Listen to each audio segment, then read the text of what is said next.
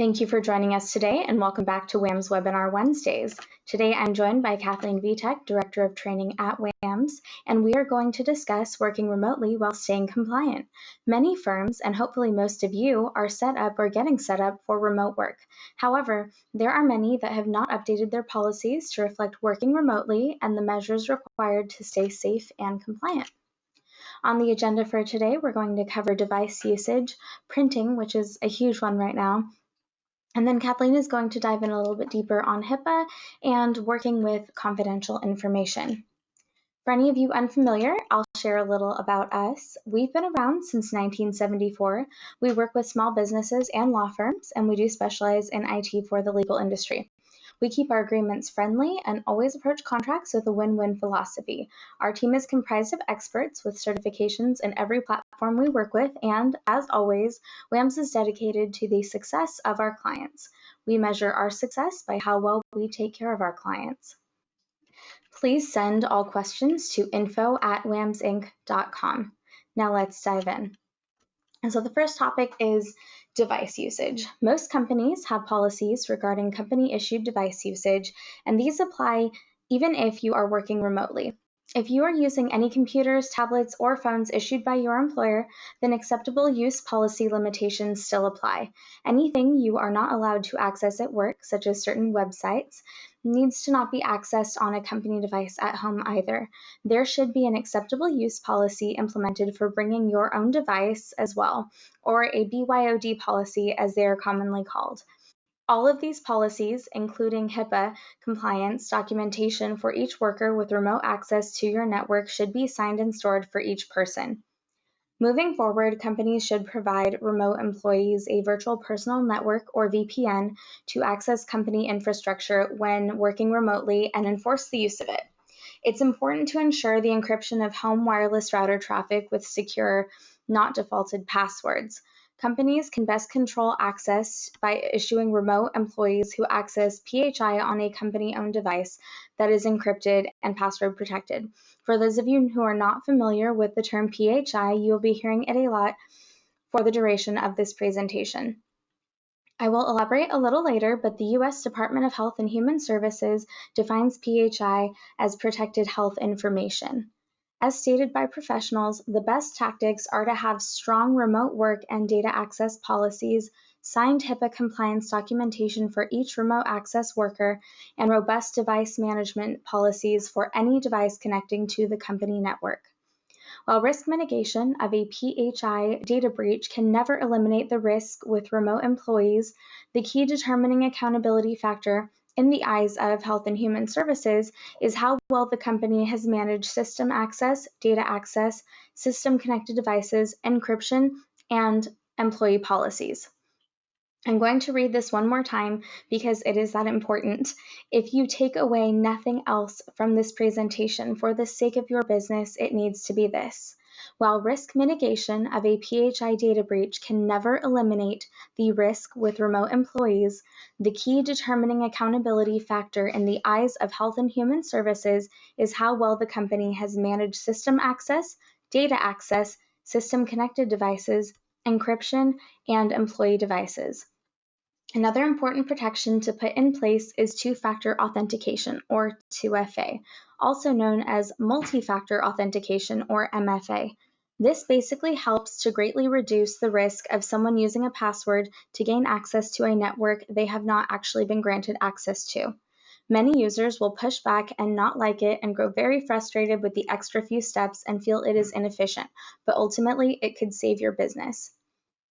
In the last year, we have implemented MFA for many firms as well as for our internal systems at WAMS, which was a huge relief when the stay-at-home orders hit. We handle and manage it remotely, provide training, and ensure that logging into your network remotely and/or accessing Outlook is more secure.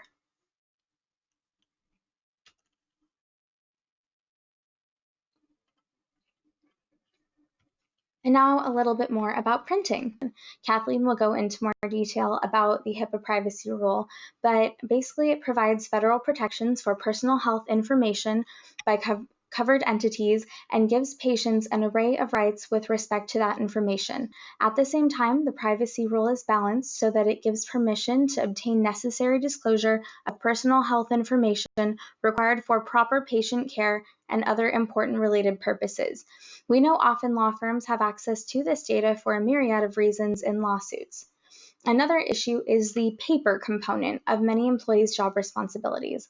While working in an office, paper containing PHI can be stored in a desk at a cubicle.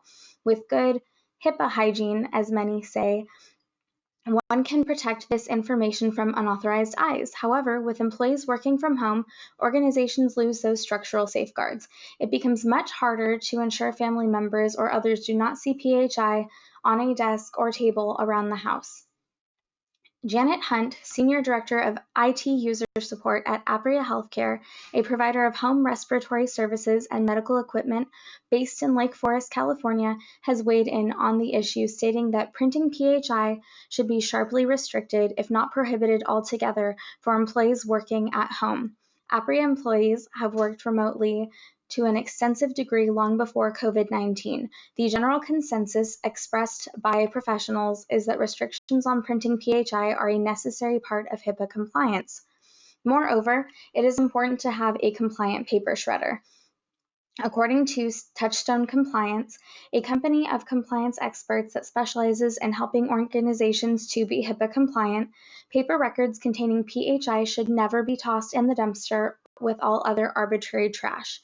The safest and easiest way to destroy PHI is to shred it. For Hipaa compliance, all paper shredders are not created equal. Some offices choose to use shredding services, which are businesses that do the shredding for you. While these save time and effort, they can also be costly and, in some cases, not completely secure. It is important to know that you are using a reliable service that is compliant, which means you are inevitably secure.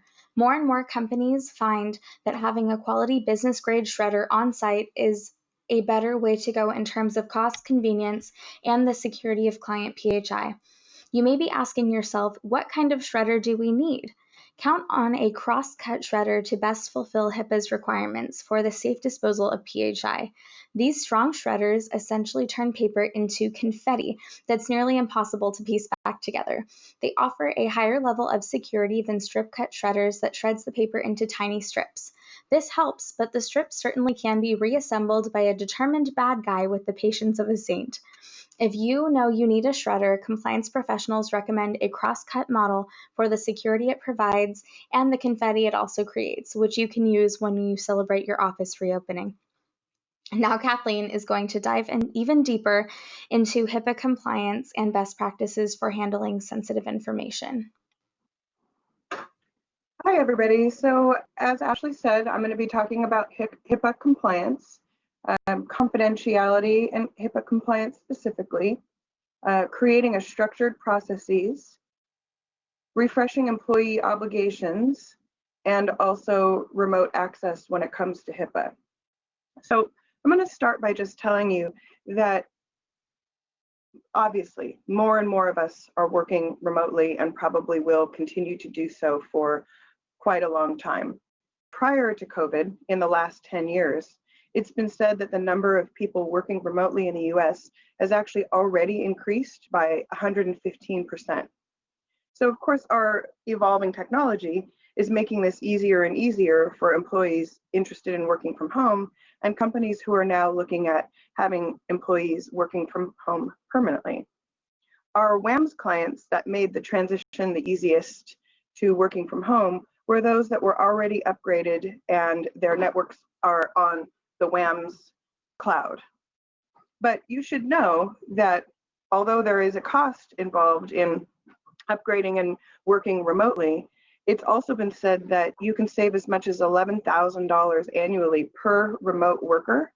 So when you look at the cost savings, working remotely is actually a really good thing, as long as you're also considering security and compliance, and specifically in this case, for those of you it affects the Hipaa compliance.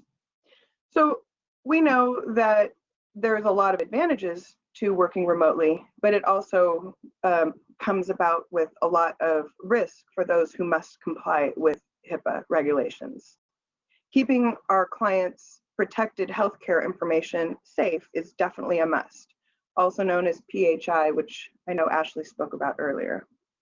The US Department of Health and Human Services will fine companies who fail to properly protect their clients' personal protected health information.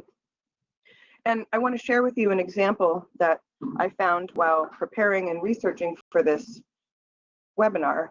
And there's a recent cancer medical company that was fined and had to settle for close to $1 million because a laptop with data was stolen from an employee's car.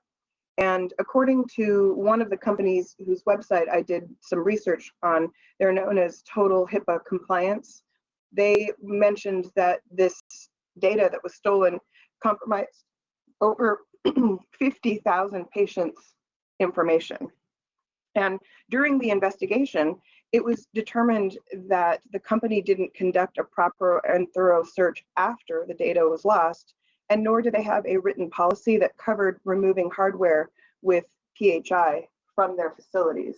So these are all things that any of our clients that have any medical records and information like this, personal information stored, really need to be considering, in addition to just generally speaking, working remotely and safely. So again, I'm going to cite this company, Total Hipaa Compliance, because they had a list of some really great resources and things that I want to share with you. And their top important tip and rule was that your company's security policies and procedures must be written. And so if you don't have a good written procedure and policy, that is something that you really need to be looking into. And I have another pretty large list of compliance ideas for you that I want to share that will give you some direction as to what to do if you're not really up to standards right now.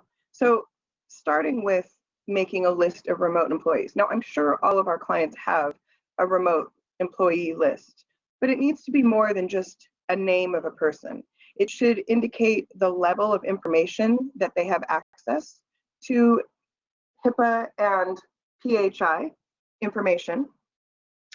You should also have a list of devices and note the software versions and whether they're up to date for each of these employees.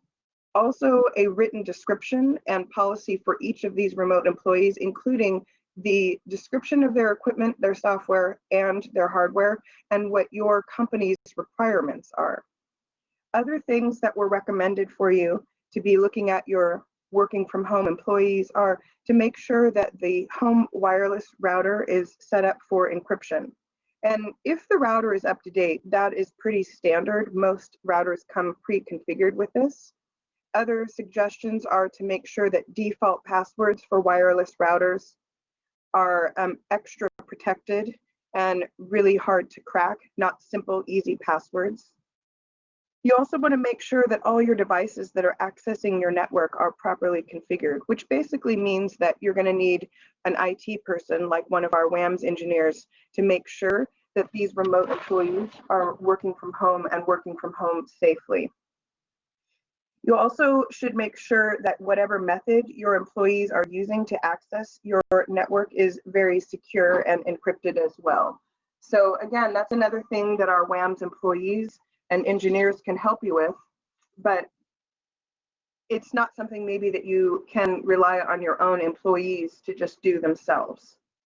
So another thing to be considering here is that all PHI must be encrypted before being transmitted. So, and what this means is if you're going to be sharing this type of information, you should be using SharePoint, which comes with Office 365, depending on the type of subscription, OneDrive, which comes from also Office 365 subscription. We also have our employees using Mimecast,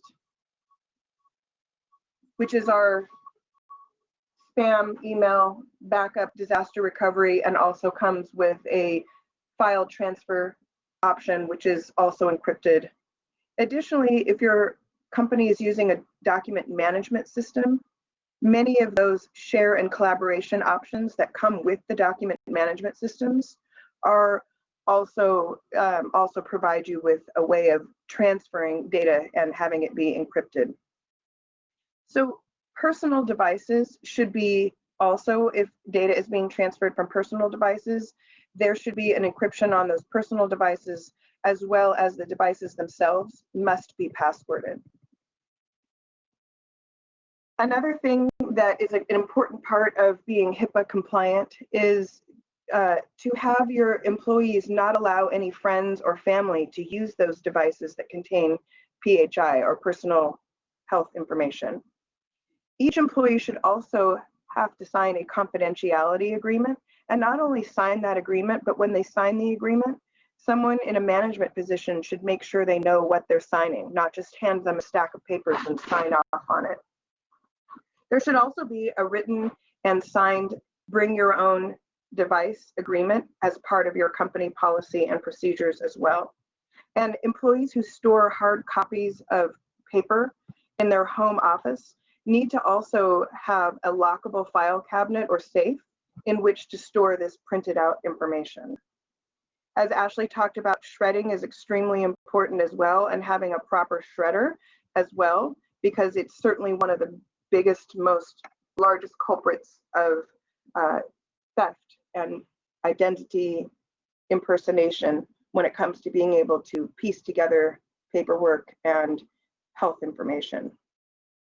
So another thing that employees must also be able to do is have and follow a media sanitation policy, which basically means if you're disposing of devices that contain PHI, that should also be a written policy that they are aware of and they sign as well. Properly disconnecting from the company's network when they're done working is also extremely critical. It is not okay to leave yourself signed in to your company network from home indefinitely. Our cloud solution actually has a certain number of hours when the desktop times out if it's been left unattended. So we already have in place in our own cloud environment how to handle that.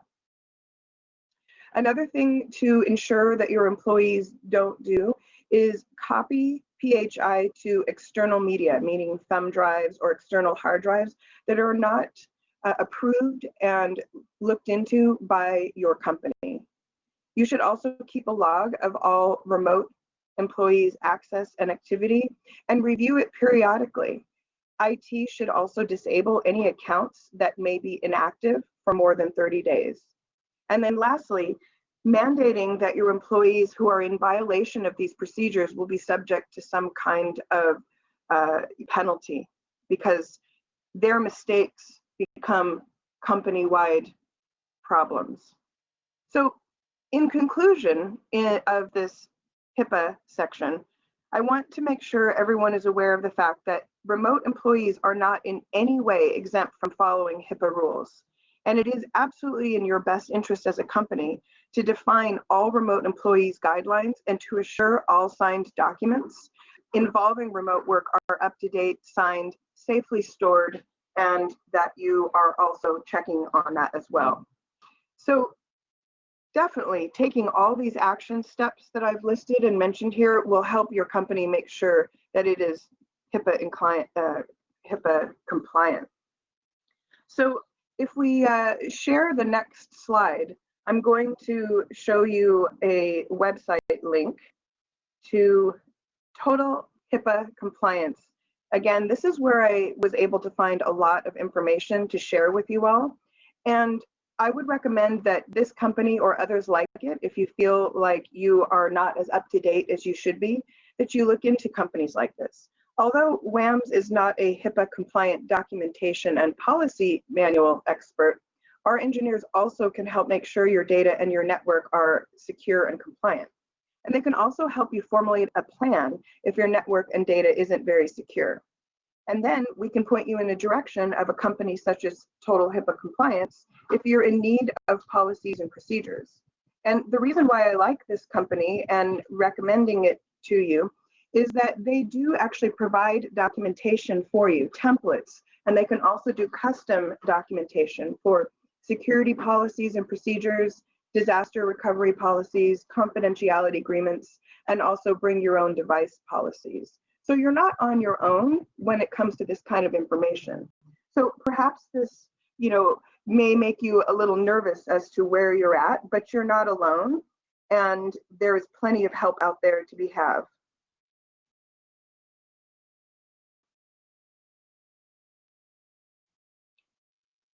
So moving on to discussing working with confidential information from home, we'll also be talking about clearly defining a classification of confidential information, on-screen and information overheard by others, preventing data loss, and a secure connection.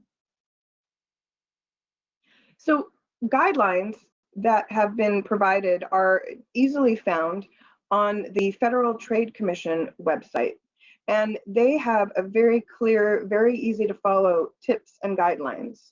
And I'm going to just kind of make you aware of some of those things, and then I'll be pointing you out to some of their website links as well. And we do know, of course, that working from home has brought about many new challenges for all of us. Managing your work and your family and your children attending school from home is just the beginning.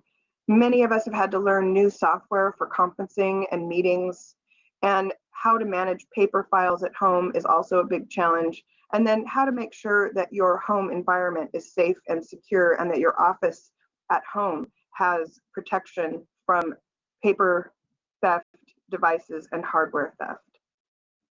So with some just basics here on cybersecurity, you want to make sure, as we have mentioned multiple times, that you want to make sure that your devices are up to date, but you also want to make sure that your software security is up to date on your computers.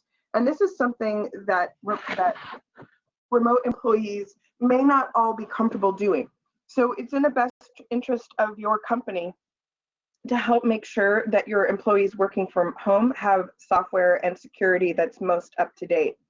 We've mentioned in previous websites that Windows 7 and Office 2010 are now what Microsoft calls at end of life. And the most important reason why that is not just that Microsoft's not going to be providing any updates, but what they're not providing is security updates.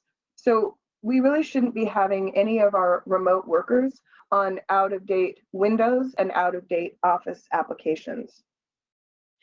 Passwords, we talk about passwords all the time, but passwords, again, everything should be passworded devices and apps where you're going to be sharing or storing secure data. Guidelines that the FTC has provided, and many websites have many different guidelines, but passwords should be long and very strong, and also all unique. They're stating right now 12 characters at least, mixing numbers, symbols, capital letters, and lowercase letters. And some other ideas that we've gotten from our WAMS engineers that we want to share with you are ways to help you remember passwords that need to be longer and stronger. So a consideration might be lyrics or titles from songs, and then create for yourself a key. So for example, every time you use the letter A in one of your passwords, maybe you would use the @ symbol. You can also use a key for all of your passwords, write it down so you know that when you type a particular letter, instead you swap it out for a character or maybe a capital letter instead. And then lastly, I've mentioned this before in prior webinars, but just want to say again, it can't hurt you at all to get a password manager app. I have one on my phone. It's called LastPass, and it also is possible to install it on your computer as well, and then they synchronize. So as frustrating as passwords can be, make it easier on yourself and don't resist making sure that passwords are strong. So back to securing your home network, you should have your employees start with their router. In the Hipaa compliance, I suggested that you make a list of all of your employees, their hardware. This would include their routers, and making sure that encryption is on, and that you as a company are aware of the fact that the routers are up to date. When you have a router that's able to provide encryption, it scrambles the information, and so it's very hard for outside people to read the data. As mentioned before, most new routers have this encryption already built in. If it doesn't, you can have the router updated, and if the router doesn't update, then it's really important that it just be replaced. The rule of thumb, basically from our WAMS engineers about hardware that is older than 5 years, is that it should be replaced and or upgraded. So just general protection of devices tips for you all here. And that is that you should always keep an eye on any of your devices. Don't ever leave a laptop laying out somewhere in a car, somewhere where it's not protected and not secure, and never leave it unattended in a public place where you're charging it. That seems like the obvious, but people lose their devices all the time. And if your devices contain secure and confidential information, the trouble that you'll be in if the devices are lost can be much bigger than just replacing the devices. So we also just want to make sure again that you are aware of the fact that guidelines suggest that homes have a locked file cabinet and or a locked door if there's any hardware or software or paperwork that is easily accessible and not in a safe place. And then the last thing is to dispose of sensitive data properly. Again, Ashley talked about shredders. Don't assume that just chucking something in the trash is going to be good enough. And then just to kind of round out everything that I had to say here, again, it's important to make sure that your employees follow this security practice. We need to have regular discussions, meetings, and keep people's mind on the fact that they are also as liable and responsible for helping make sure that the company's data is secure. Now I'd like to just show you the next slide with the 2 FTC websites that I would recommend that you take a look at just for general information. If you simply go to consumer.ftc.gov, you'll see many tips and places you can go to research. Also, if you take it a step further, there's a page there where you can go to cybersecurity for small businesses.